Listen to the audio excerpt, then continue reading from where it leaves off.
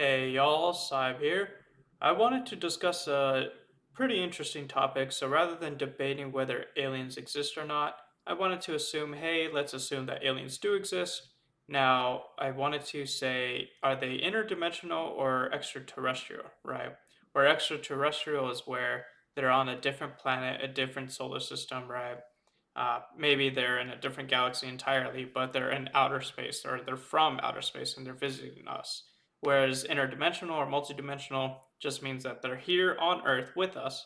It's just that we can't see them or they can't see us because they're maybe on a different plane of existence. I'm not exactly a physicist, but the way that I would assume is that you would need to like shift dimensions somehow. I don't know. Sort of similar to how we can see and play something like The Sims, but The Sims can't see us, right?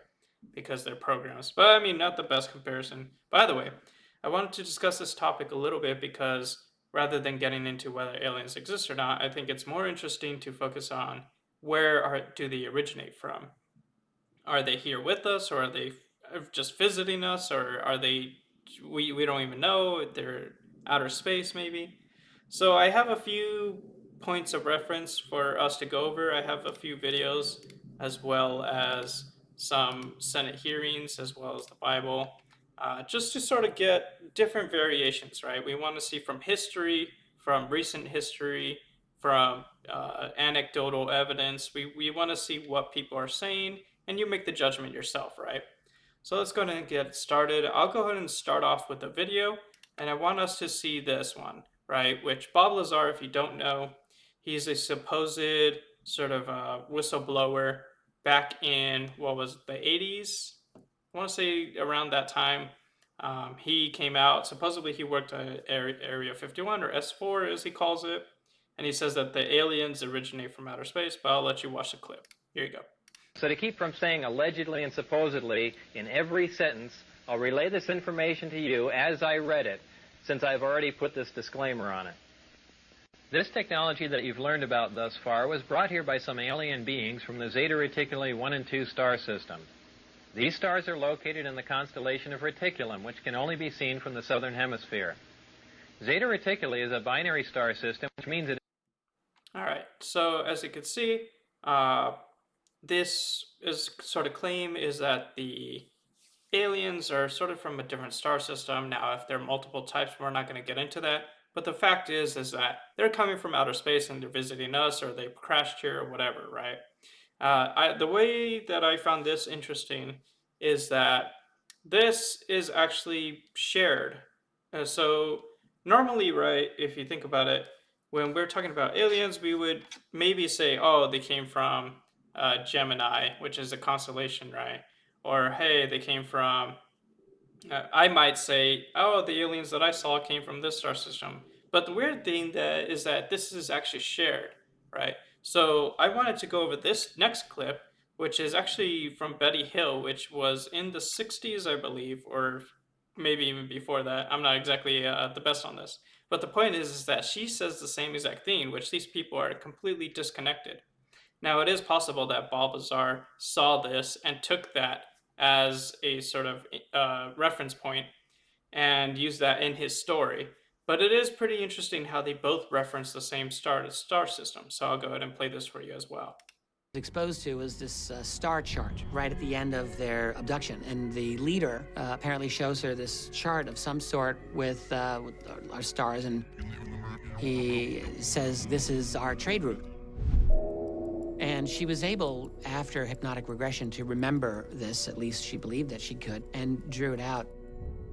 She concluded that these beings came from the star system Zeta Reticuli. Right.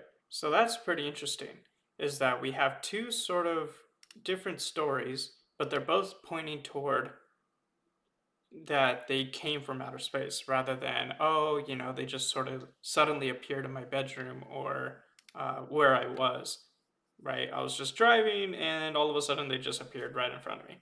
So this points toward that maybe space is where they come from, right? Whereas now I want to give you the other side of the story, right?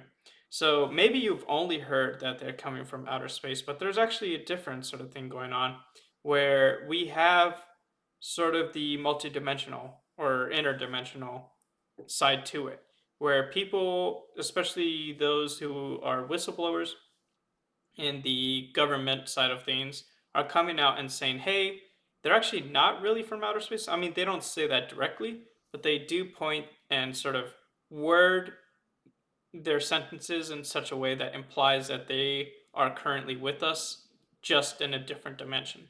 So I'll go ahead and, unfortunately, I don't have a video for this one, but I do have the sort of Senate hearing, um, or rather, I guess, some news station. Now, David Grutch, if you want to see, David Grutch, you might have heard of him. He's that guy that came out with a UFO sort of video. He was the pilot that was flying with the Tic Tac, I believe. So let's go ahead and see David Grutch Tic Tac, maybe. Okay, maybe it's not. But anyways, so this guy, right? He's in Congress and he's sort of telling Congress, "Hey, I'll just read you the quote." So I couch it as somebody who has studied physics, where maybe they're coming from different physical dimension, as described in quantum mechanics. We know there are extra dimensions due to high energy particle collisions, and there's a theoretical framework. So it's also surge dimension, because he does mention. So there's additional space dimensions and dimension on higher dimensional space. You could translate across what we perceive as a linear flow.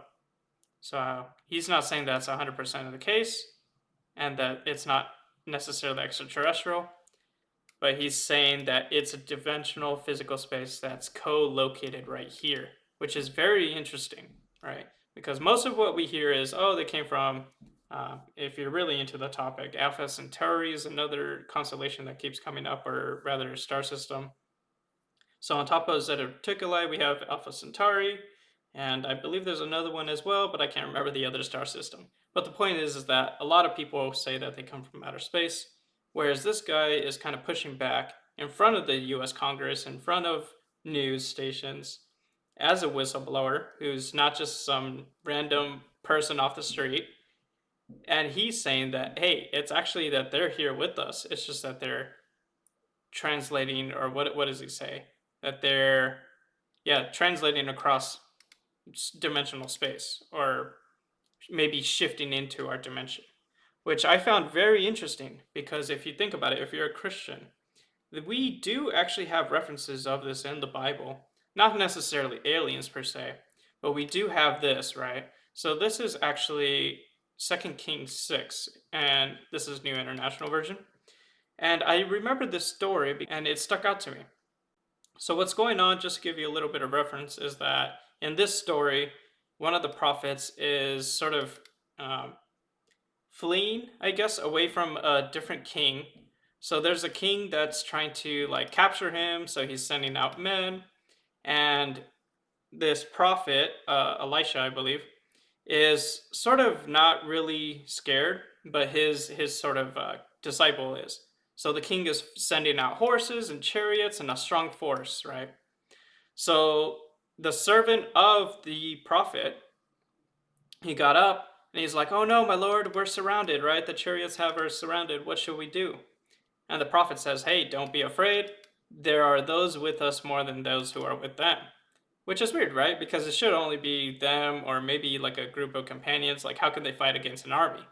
So then Elisha prayed, and he said, "Open his eyes, Lord, so that he may see." So then the Lord opened the servant's eyes, or the disciple, whatever you want to call him.